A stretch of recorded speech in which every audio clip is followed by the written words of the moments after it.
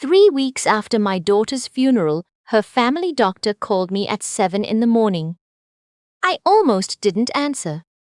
I'd stopped picking up the phone for most people by then, but I recognized the number. The Thornhill Medical Clinic on Yonge Street, where Alicia had been a patient since she was 19 years old. "Mrs. Beaumont," Dr. Okafor said. His voice was careful, measured in a way that made my stomach drop. "I need you to come in today. There's something I have to show you, and please, don't mention this call to your son-in-law." I was 64 years old, standing in my kitchen in Oakville, Ontario, holding a mug of tea I hadn't touched yet. Outside, the maple in the backyard had gone fully red. Alicia had loved that tree. She used to photograph it every October. "What is it?" I asked. "Not on the phone," he said. "Please come in, today if possible." I went that afternoon. I didn't tell my son-in-law. I didn't even tell my son. I need to go back a little before I tell you what I found in that office, because you need to understand who Alicia was, not who she became in other people's stories after she died. Who she actually was. Alicia Jean Beaumont was born on March 12, 1985, in Mississauga, Ontario, during a March snowstorm that shut down the 401. She was early by 11 days and came into the world absolutely silent, eyes wide open, looking around the delivery room like she was already cataloging everything. My husband Kenneth used to say she arrived ready to take notes. She studied nursing at McMaster University, graduated in 2007, spent 6 years at Hamilton Health Sciences before moving back to the GTA. She was careful, methodical, the kind of person who kept paper records of everything because she didn't fully trust cloud systems. She used to say, "Mom, if something happens to me and nobody can find the paperwork, that's by design." She thought that was funny. I didn't, but I laughed anyway. In 2016, she married a man named Philip Crane. She met him at a fundraiser for St. Joseph's Hospital. He was in financial planning, worked at a firm in downtown Toronto, wore good suits, opened doors. My husband Kenneth liked him. My son Elliot liked him. I had a feeling I couldn't name, and I told myself it was just the protective instinct of a mother who didn't think anyone was good enough for her daughter. Kenneth died of a stroke in January 2021. 41 years of marriage, gone in a Tuesday morning. After that, I moved from the house we'd raised the kids in and bought a smaller place in Oakville. I grieved. Alicia called me every single day for the first 3 months. Every day, without fail. She would drive out on Sundays, and we would have tea at the kitchen table, and she would stay until I stopped crying, or until the sun went down, whichever came first. Then something shifted. Sometime in late 2021, the Sunday visits started getting shorter. Her calls got a little quieter. When I asked if she was all right, she would say she was tired, work was busy, everything was fine. I noticed she had stopped talking about Philip the way she used to. Not badly. Just. She stopped talking about him at all. I thought it was just a rough patch. Marriage has those. On September 3, 2022, Philip called me at 6 in the evening. His voice sounded strange, too controlled, the way someone sounds when they've rehearsed what they're about to say. He told me Alicia had collapsed at home, that he'd found her on the kitchen floor, that the ambulance had come but it was too late. She was 37 years old. The cause of death, according to the hospital, was cardiac arrhythmia. Sudden, they said, not unheard of, even in young women. There was no family history. But these things happen. The attending physician offered his condolences. The death certificate was signed. Funeral arrangements were made. I sat in the second row at Millview Funeral Home in Mississauga 9 days later and listened to Philip stand at the front of the room and talk about how much he had loved my daughter. He cried. Several people told me afterward how devoted he had been. I didn't cry at my daughter's funeral. People probably thought I was in shock. The truth is that I was a registered nurse for 31 years. I spent the last 12 of my career in cardiac care at Credit Valley Hospital. I know what sudden cardiac death looks like in a patient's file. I know what the risk factors are, what the precursors are, how it presents. And there was nothing in Alicia's medical history that made sense to me. No long QT, no prior arrhythmia, no concerning ECG from her last physical, which I knew about because she'd told me about it 2 months before she died. Clean bill of health, Mom. Dr. Okafor says I'm boring, medically speaking. But I buried those questions along with my daughter. Because the alternative, the thing I was afraid to think clearly, was worse than grief, and I was already drowning in grief. 14 months later, on a Tuesday morning in November 2023, I was cleaning out the drawer of my bedside table, the one where I'd been putting things I couldn't deal with yet. Old sympathy cards, a photo from Alicia's wedding, and at the very back, a small yellow envelope with my name written on it in Alicia's handwriting. I had never seen that envelope before. My hands went cold. I don't know how it got there. Sometime before she died, she must have put it there herself. During a Sunday visit, tucked it in the back when I wasn't looking. She knew where I kept things. Inside was a single piece of folded notepaper. Alicia's handwriting, neat and small, the way she always wrote. Mom, if you're reading this, something happened to me. I need you to call Dr. Okafor. Tell him to check the file from my June appointment. Tell him to look at what I reported and what was recorded. They're not the same. I love you. I'm sorry I didn't tell you sooner. I was afraid and I didn't know how to say it out loud. I sat on the edge of my bed and read that note 7 times. My vision was blurring. My heart was pounding so hard I had to put my hand flat on my chest just to feel it beating. The June appointment. That was 3 months before she died. I called Dr. Okafor's office at 8:02 the following morning. The receptionist put me through when I told her it was urgent.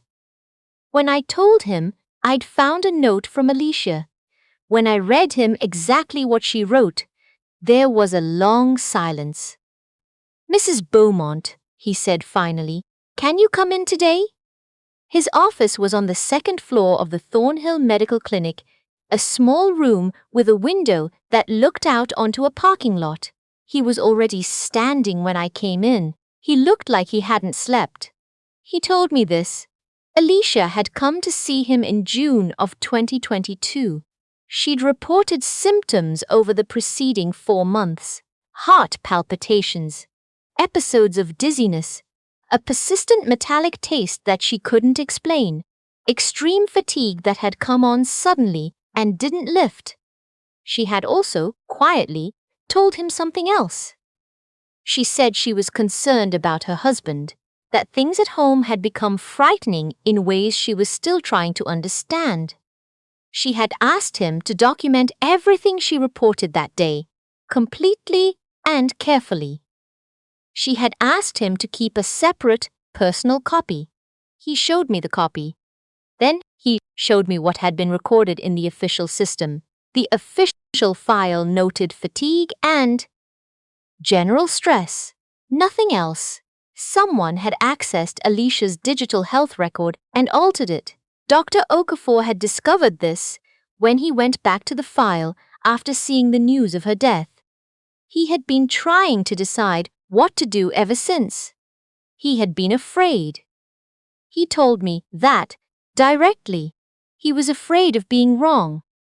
He was afraid of what it would mean if he was right. I am a cardiac nurse of 31 years.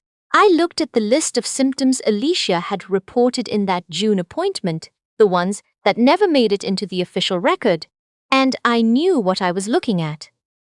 Palpitations, metallic taste, sudden fatigue. Those are not the symptoms of stress. Those are the symptoms of digoxin toxicity. Digoxin is a cardiac medication. In therapeutic doses, it regulates heart rhythm. In excess, it causes exactly the kind of fatal arrhythmia that killed my daughter. It also, at low doses, administered over time, leaves the body relatively quickly. It can be very difficult to detect in a post-mortem toxicology screen that wasn't specifically ordered to look for it. They hadn't ordered one because no one suspected anything, because Alicia had been made to look like a healthy woman who died suddenly of natural causes. I drove home from that appointment and sat in my car in the driveway for 40 minutes before I could go inside. I needed to think clearly. I had spent 31 years in medicine learning to separate what I felt from what I knew. This was the hardest time I had ever had doing that. What I knew, my daughter had reported symptoms consistent with cardiac glycoside poisoning in June 2022. Those symptoms had been removed from her official medical record. She had died in September 2022 of sudden cardiac arrhythmia. She had left me a note telling me to look what I felt. I cannot write that here. There are no words adequate to it, and I am not going to try. I did not go to the police that night. I know now that I should have. But Philip was still living in the house that Alicia and he had shared, the house in Thornhill that had been partly purchased with money my daughter had inherited from Kenneth. He was already talking to the estate lawyer.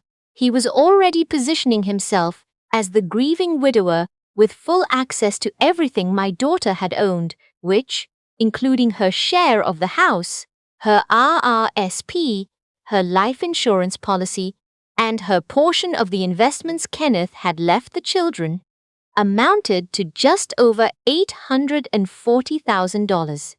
If I went to the police with a dead woman's note and a doctor's recollection, he would know immediately that I knew, and I had seen enough in 31 years of medicine to understand that people who have already killed once do not respond to exposure by confessing. So I made a different decision. I went to someone I trusted. Her name is Beverly Ashford, and she is 68 years old, and she spent 26 years as a fraud investigator with the Ontario Securities Commission before she retired to Burlington. She is my oldest friend. We met in nursing school in 1981. When Kenneth died, she drove from Burlington to Oakville in a snowstorm to sit with me. I called her that night and told her everything.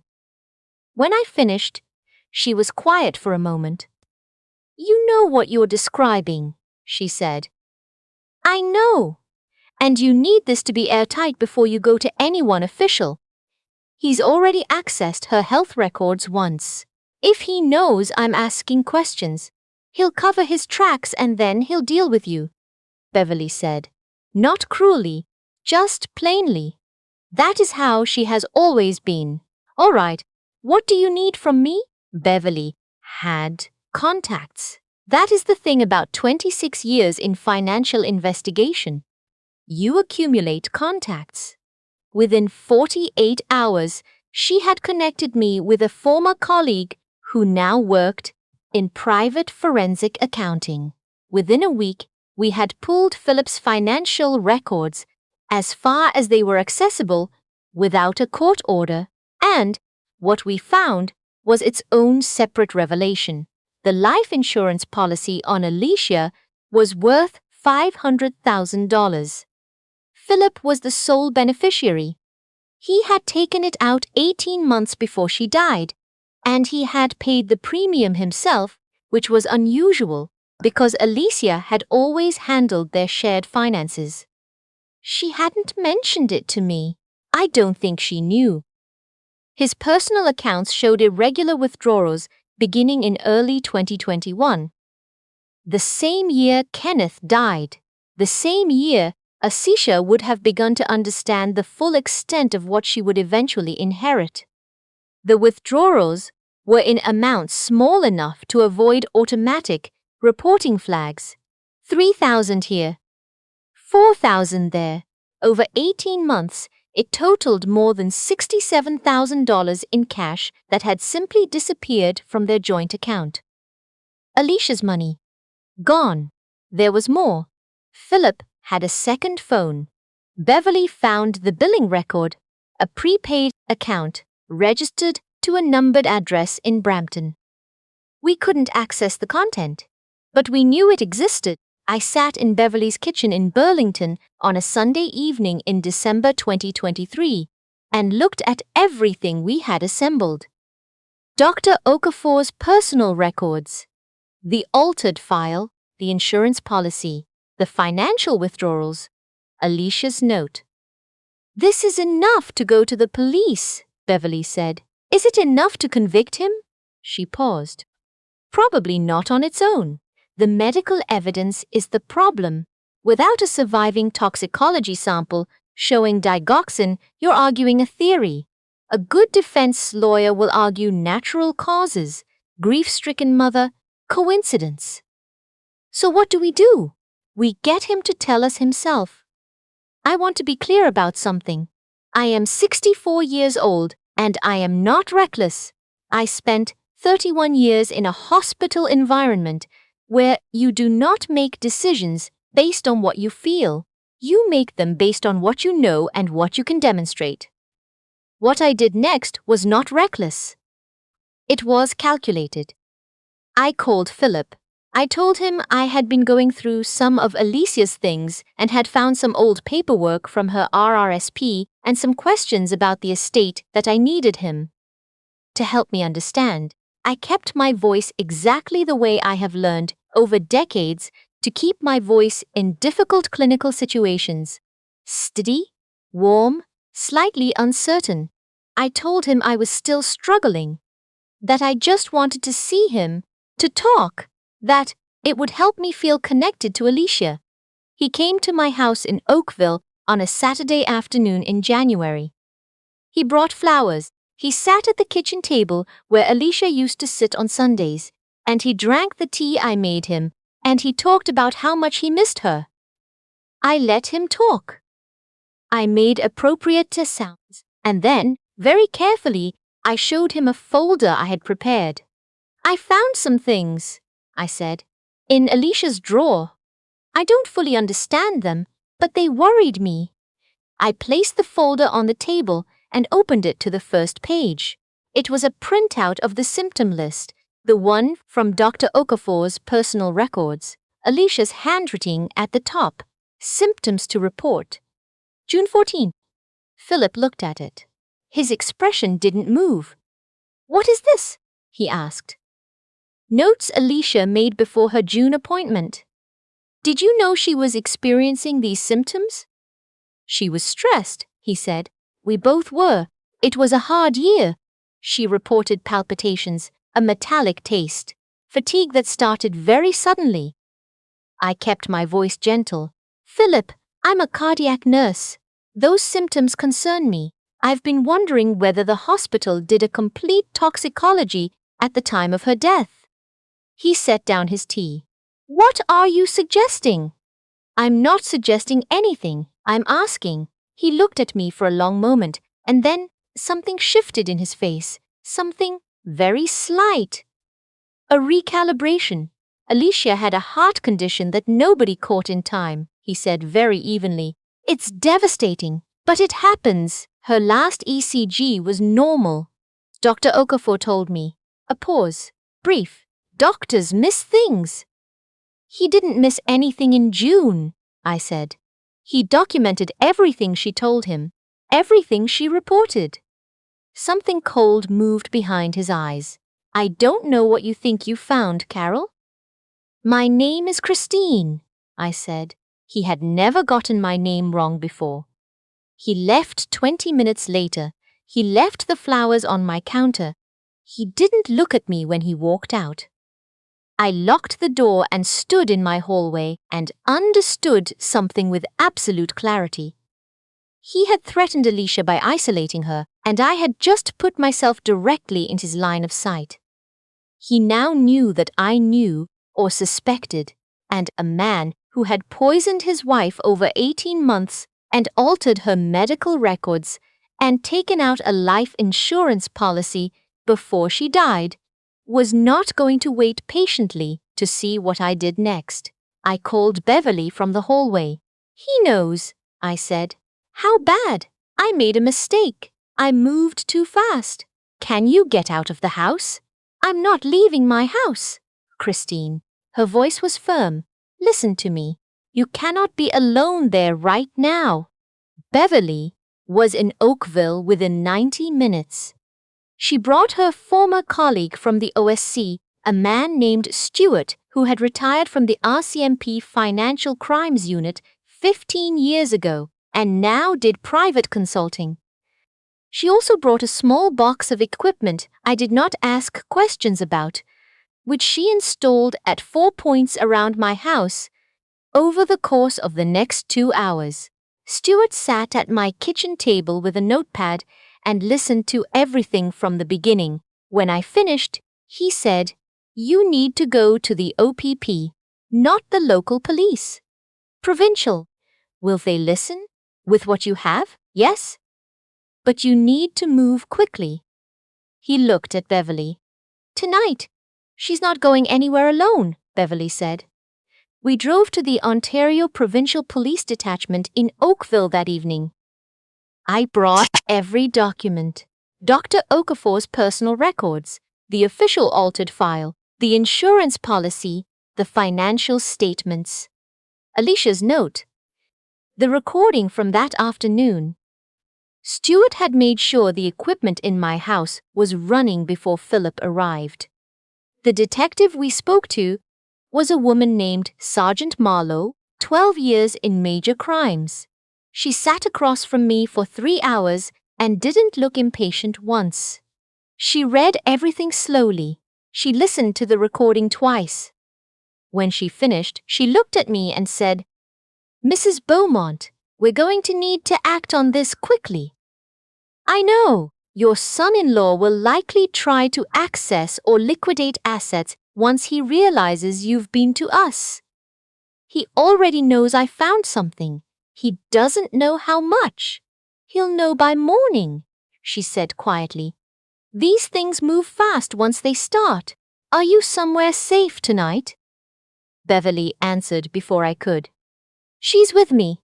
I stayed at Beverly's house in Burlington for the next 4 days. I didn't sleep much. I did not contact Philip. Sergeant Marlowe called me twice a day, both times to tell me the investigation was progressing, and both times to tell me to stay where I was. On the 5th day, she called to tell me that Philip had been arrested at his office in downtown Toronto at 9:15 in the morning. She said he had not resisted. She said he had asked for a lawyer before they'd finished introducing themselves. 2 weeks after the arrest, the Crown requested an exhumation. Alicia had been buried, not cremated, which was the one thing I had insisted upon in those terrible first days after she died, though I hadn't understood then why it felt so important. Something in me had known to keep that door open. The forensic toxicology took 6 weeks. I don't want to describe what those weeks were like. The results confirmed the presence of digoxin metabolites in tissue samples consistent with chronic low-level administration over a period of several months. Not a dramatic overdose, not a single moment. A slow, careful, invisible poisoning. Administered, the report suggested, almost certainly through food or drink consumed at home. My son Elliot flew home from Vancouver when I called him. He sat at my kitchen table in Oakville and stared at the wall for a long time. Then he said, "How long have you known?" "Since November, Mom." His voice broke. "Why didn't you call me?" "Because I needed to be certain before I said it out loud to anyone I love." I reached across the table and took his hand. "And because once I said it to you, there was no taking it back," he cried. I held his hand and let him.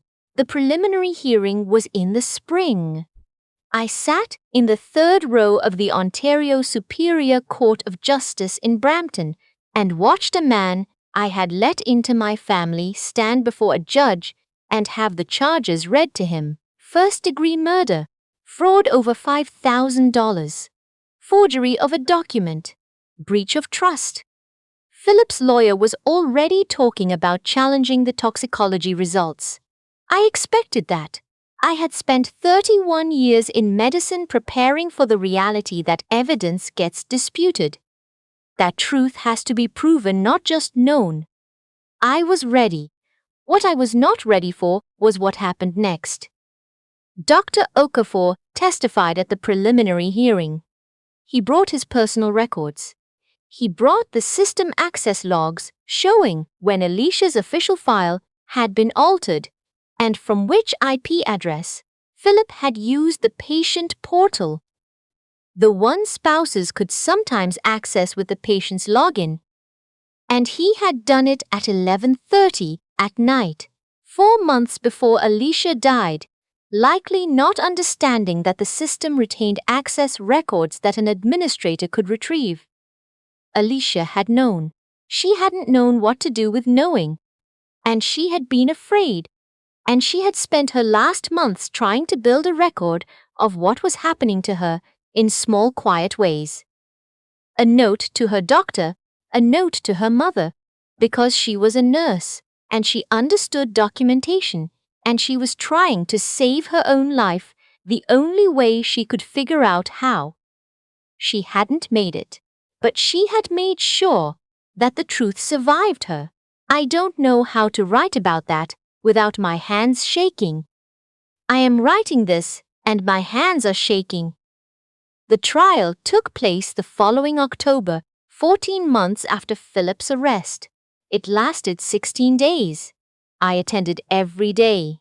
My son sat beside me for most of them, and Beverly was there whenever Elliot had to step out. The jury took 9 hours. When the forewoman stood up to deliver the verdict, the courtroom was absolutely silent. Guilty. First-degree murder. Guilty. Fraud. Guilty. Forgery. Philip was sentenced to life in prison with no possibility of parole for 25 years. In Canada, that is what first-degree murder carries. The judge, in her sentencing remarks, said something I have thought about every day since.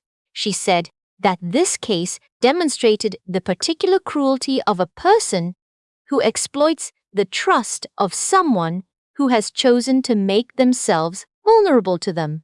She said that Alicia had trusted her husband with her daily life, her health, her meals, her home, and that he had used that trust as a mechanism for her destruction.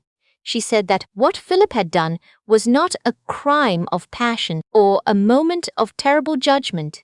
It was patient, it was deliberate, and it required the court to respond with equal permanence. When they led him out, he didn't look at me. I sat very still until the room had mostly emptied. Elliot had his arm around my shoulder. Beverly was on my other side. "Alicia would want you to go home now," Beverly said. "I know. And eat something. A real meal, I know." She drove us both back to Oakville. We ate the soup she had brought in a container from Burlington. The same chicken and rice soup she had been making since nursing school, the one she always claimed was from a recipe but was clearly improvised. We sat at my kitchen table, the three of us, and we didn't say much. There wasn't much left to say. Later, after Beverly had gone home, and Elliot had fallen asleep in the guest room, I went and sat in the garden. It was October and cold, and the maple had gone red again. Alicia had photographed it every year. I don't own a camera. I had never really thought to. I sat there and I thought about the note she left me. The way she had slipped it into the back of my drawer during one of our Sunday visits, sometime in those last months, without saying a word. She had written my name on the front in her careful small handwriting. She had said, "I love you," before she said anything else. She was trying to protect me even then, giving me what I would need for after, because she was preparing for after, because she was afraid, and she knew what was happening, and she had no clean way out, and she was doing the only thing she could think to do. I should have seen it. I should have asked harder questions in those last quiet months when she stopped telling me about her marriage and stopped coming on Sundays as long as she used to. I was grieving her father. I was in my own fog. I told myself she was just tired. I will carry that for the rest of my life. Not guilt, exactly, though there is guilt too. Something more like sorrow for the distance that existed between us in those last months. For all the things she didn't say and I didn't ask. And both of us let pass because we didn't want to add to each other's weight. What I know, what I hold on to is this. She did not leave without leaving me something. She made sure I would find it. She trusted me, even at the end, to do what needed to be done. And I did, slowly, imperfectly, too late to save her, but not too late to tell the truth. The following spring, I joined the board of a small organization in Hamilton called the Avery Center, which provides support to women experiencing domestic abuse. I don't have a public role. I sit in on intake meetings sometimes, and I talk to women who are trying to figure out how to describe what is happening to them, how to make it legible, how to find the language for things that were designed to be invisible. I tell them that invisible things leave traces, that the body keeps records even when the records get altered, that it is never too late to document what is true. I tell them about a note in a yellow envelope in the back of a bedside drawer, a woman who was afraid, who couldn't find a clean way out, who made sure anyway that the truth could survive her. I planted 2 white lilies in the garden last spring. One for Kenneth, one for Alicia. They came up in June, a little later than the package said they would, stubborn and bright in the morning light. My daughter was 37 years old. She was careful and methodical, and she kept paper records of everything because she didn't fully trust cloud systems. She was a nurse. She was my child. She documented what was happening to her with the same quiet precision she brought to everything, and because she did, we found our way to the truth. That is who she was, not the story someone else tried to write for her. This one, hers.